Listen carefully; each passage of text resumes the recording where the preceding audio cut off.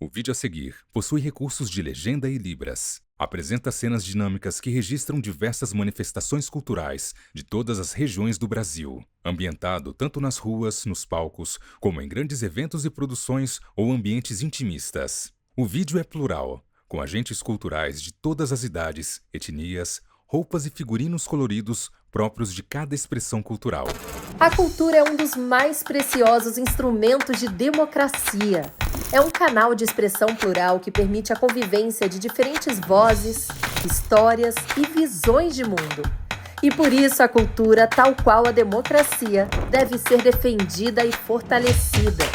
Essa é a função da Lei Rouanet, a principal política pública de incentivo à cultura brasileira. Com ela, perseguimos a missão de assegurar o acesso democrático à produção e à difusão cultural. Ao longo de mais de 3 décadas, a Rouanet permitiu que inúmeras iniciativas culturais, antes inviáveis, ganhassem o mundo. Revelou histórias, preservou tradições e transformou vidas. Lei Rouanet, há 33 anos tornando a cultura brasileira mais plural, acessível e democrática. Logos: Lei Rouanet, Ministério da Cultura, Governo do Brasil, do lado do povo brasileiro.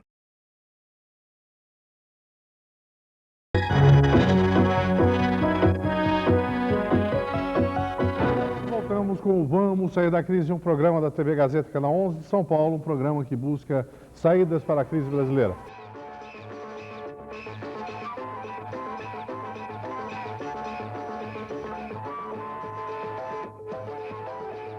Meu nome é Alexandre Machado. Nas décadas de 80 e 90, eu apresentei na TV Gazeta de São Paulo um programa chamado Vamos Sair da Crise. Para acabar com essa corrupção, para acabar com essa impunidade e, sobretudo, para dar... Volta novamente a mesma trama.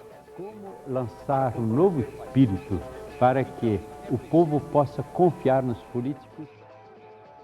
Boa noite. Iniciamos aqui mais um Vamos Sair da Crise, um programa da TV Gazeta, Canal 11 de São Paulo, e da TV Capital, Canal 8 de Brasília. Um programa que busca saídas para a crise brasileira.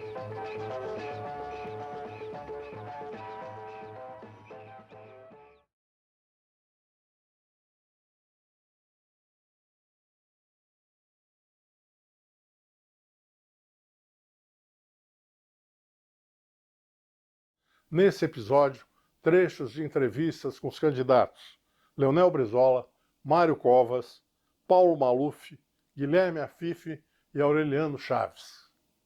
Francamente, eu me sinto um adolescente frente a esses candidatos, todos que estão aí. Eu não quero desfazer em ninguém, nem me considerar melhor do que ninguém. Mas eu coloco apenas uma questão. Olha, eu não quero colocar mais nenhuma, uma só. Eu quero colocar sobre a mesa e percorrer os candidatos. E nós iremos verificar que há uma distância incomensurável entre nós. Eles para trás e eu para frente. Quer ver? A questão da educação popular. Veja, qual é o candidato entre todos que dá a importância que eu dou, a veemência que eu dou, a prioridade que eu dou à questão educacional? Pois aí está um ponto de partida que define os candidatos. Olha, define a direita, define a esquerda, define a classe dirigente, a classe explorada, define o colonialismo, define o desenvolvimento autônomo, define tudo. Porque não há nada que se possa fazer nesse país sem uma verdadeira cruzada nacional de salvação deste país através de um plano coerente e prioritário de educação. Porque o desenvolvimento, você sabe, é obra humana. Se o senhor me permite... Não há desenvolvimento, não há solução de nada neste país sem que isso seja sustentado pela pessoa humana. Não há Brasil desenvolvido sem brasileiros desenvolvidos previamente. Porque ninguém pode fazer o desenvolvimento sem saber o que está fazendo. E para saber o que está fazendo, tem que adquirir um nível cultural. Então, A partir daí, nós podemos ver a distância que me separa, que nos separa, porque eu também não sou aqui, não é uma posição individual, eu sou um pouco um vetor de muita gente que ajuda a fazer com que venhamos assumir essas posições.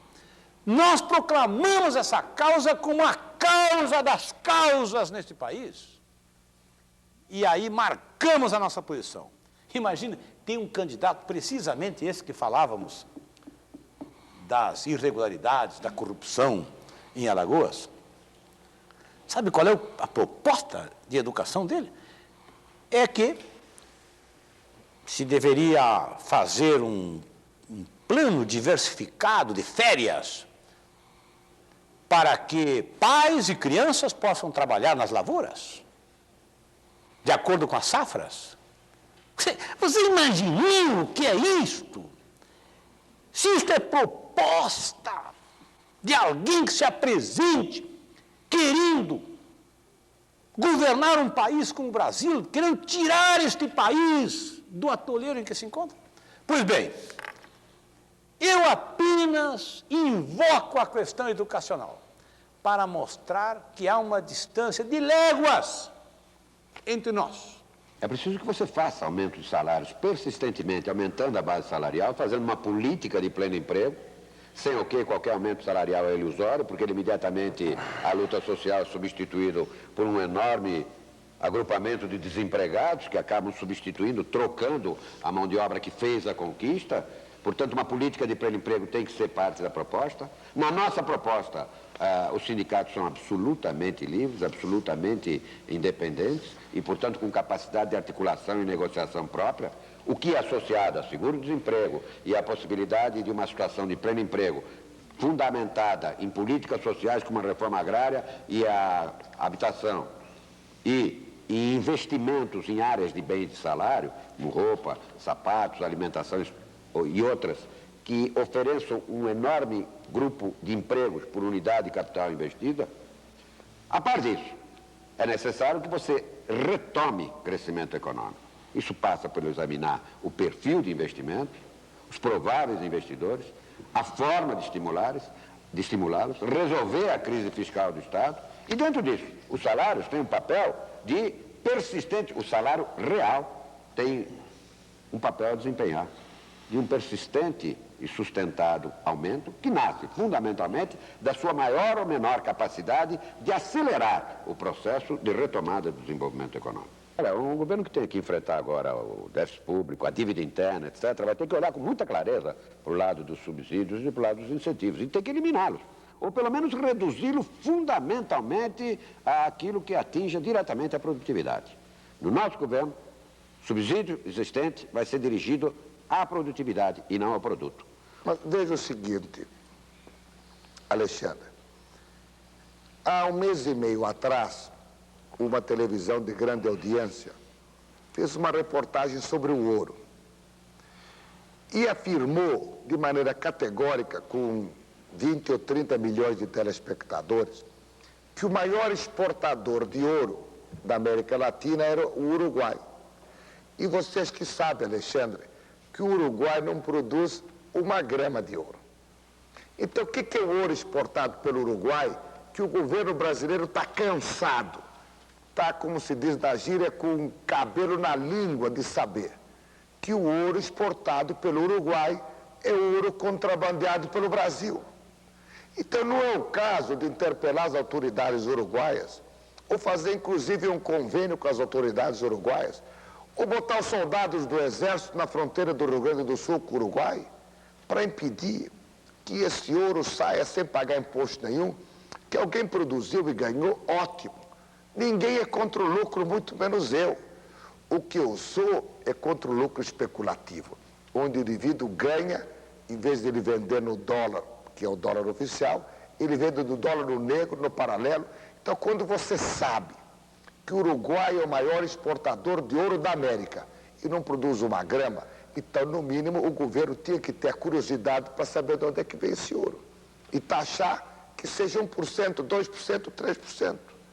Este 1%, 2% ou 3% dessa especulação pudesse ser que pagasse um mês da isenção do imposto de renda do assalariado. Então, eu quando fiz essa proposta, honestamente, é tempo uma campanha e a gente entrar em contato com o povo, porque quem me chamou a atenção disso foi meu motorista, o Salvador, meu motorista de confiança há tantos anos. Mas, doutor Paulo, é justo, eu fui descontado mês passado 65 cruzados. Os 65 cruzados que o leão me tomou é a feira que a minha mulher ia fazer. Então, do meu motorista, o Salvador, nós tomamos a feira dele. E o fulano que ganhou 1 bilhão na Bolsa, esse não paga nada? O Estado tem que investir na igualdade de oportunidade. Então, as áreas prioritárias seriam educação e saúde. Segundo, na garantia dos direitos individuais e coletivos, que é o Estado da justiça e o Estado da segurança. E o terceiro é o Estado que investe na infraestrutura básica de promoção do desenvolvimento econômico e social. É o Estado que vai investir e comandar a política de transporte, comunicação, energia, saneamento e infraestrutura urbana, a irrigação, que estrategicamente no Brasil é de grande importância como infraestrutura rural. Enfim, é o Estado que cuida da infraestrutura básica. A partir deste conceito, nós fizemos um projeto reduzindo o número de ministérios para 13 ministérios, sendo 10 ministérios civis e 3 ministérios militares. Dentro desses ministérios, nós então ficaríamos com um Ministério de Economia, com exceção da área de agricultura, que vai merecer um tratamento toda a parte dentro da Revolução Verde, que será carro-chefe do nosso projeto de governo. Todas as áreas econômicas ficarão abrangidas dentro do Ministério da Economia. O segundo ministério seria o Ministério do Tesouro, porque quem planeja e faz toda a preparação do planejamento e a linha de ação não é o mesmo que vai ficar no caixa, não. No caixa é um que vai entender daquilo que no Brasil nós deixamos de entender há muito tempo, ou seja, não se lança nada na coluna do deve sem contrapartida na coluna do haver, ou seja, um tesoureiro. O que é o Ministério do Tesouro? É quem vai cuidar exatamente da parte de arrecadação, a gestão orçamentária, porque é proibido gastar além daquilo que o orçamento autoriza. Todo eleitor, né? O eleitor do passado, o eleitor do presente, o eleitor do futuro, porque cada um de nós foi jovem na sua época, não é? Deseja, eu creio que, em primeiro lugar, o homem público deve ser austero, porque a coisa pública só pode ser tratada decentemente quando é tratada com austeridade. Eu não falo em tudo isso anteriormente da competência, porque a competência é uma coisa para a qual não existe sucedâneo. Em qualquer tipo de regime no mundo, quer seja regime capitalista, quer seja regime socialista, quer seja república, quer seja monarquia, para uma coisa não há sucedâneo, é para a competência. Esta, ou se tem competência, e se coloca essa competência à prova, e ela necessariamente serve à coletividade, ou não se tem competência. E para isso não há sucedâneo. Então, o que todo eleitor deve desejar, naturalmente, e deseja, é que o homem público, aquele que vai merecer a confiança do seu voto, seja um homem que tem sentimento de austeridade, seja sentimento de moralidade, seja capaz de enxergar a cada momento as transformações por que está passando a humanidade, que exige que uma sociedade se renove, porque se ela não se renovar, ela fica obsoleta, e obsoletismo é sinônimo de morte, porque é estagnação. Que uma sociedade preserve algumas coisas que são fundamentais em qualquer lugar do mundo. O homem em qualquer latitude ou em qualquer longitude ama a liberdade.